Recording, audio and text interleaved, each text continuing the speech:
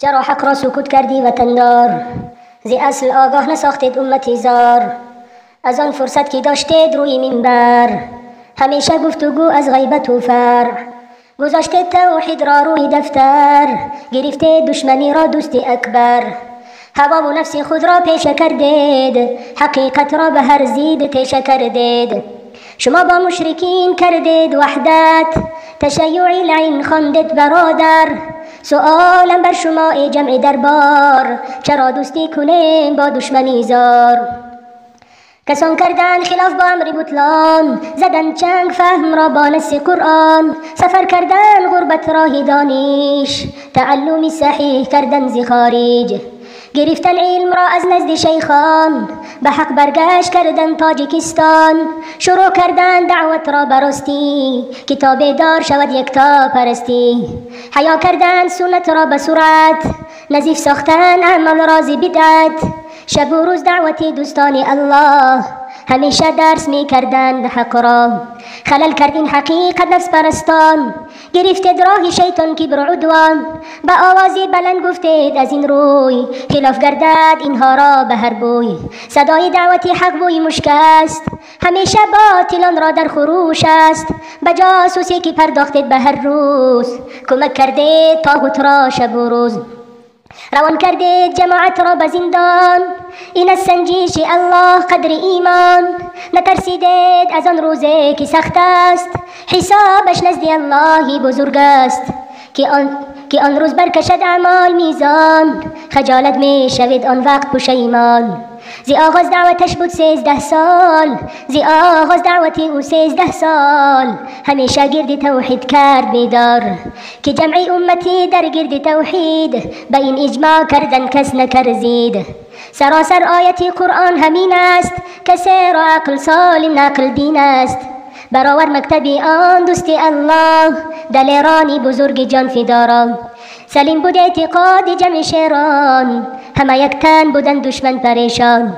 گذاشتید منهجی دوستان الله، چرا سنگ میزنید اهل سلف را؟ همه معمور شدن پیروز ایشان، این از فرمان الله نص قرآن. شما ای کاهنان گرد ظلمت، گذاشتید اعتقاد اهل سنت. غلط کردید به هر کج اعتقادی، گرفتید اشعری و ماتریدی. سبب این شد بر هم خور خلافت، که امت می کشد امروز خجالت. چرا دعوت نکرده حق ز سنگر، کتاب دار شود مردم ز کافر. مثل قرآن مؤمن را همین است، براءت جز ایمان امر دین است. ندارم خوف جسد را مرگ یابد، ندارم خوف جسد را مرگ یابد. به موت فهم می ترسم نهایت. بگویم بر شما ای جمع دربار، برآوردید شاگردانی مکار. شب و روز می کشند در راه بدعت، چه دور ساختند مردم را ز سنت. شب و روز می کشند در راه بدعت، به دور ساختند مردم را ز سنت. به هر جا دعوتی حق روی ماند، که می گوید نخود ایشان نداند.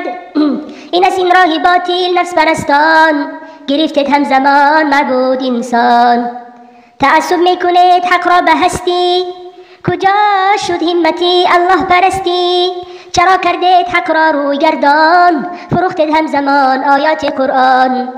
ندا دارم به صوفیان گمراه، ندا دارم به صوفیان گمراه. سبب گشتید امت را گروها، گرفتید منصبی طاغوت بزاری. مبدل شد مسجدها زراری. فروختید دین را امروز به دنیا، فروختید دین را امروز به دنیا. فریب خوردید شما دور روز دنیا، به منع ریش و ستر کردن اعلان. نماز و حج و درس تعلیم قرآن. شما ساکت شدید این گونه ظلمت، نکردید یک سخن زید از حکومت. چرا دشمن نخواندید طاغوتین را، دعا برعکس دادید ظالمین را.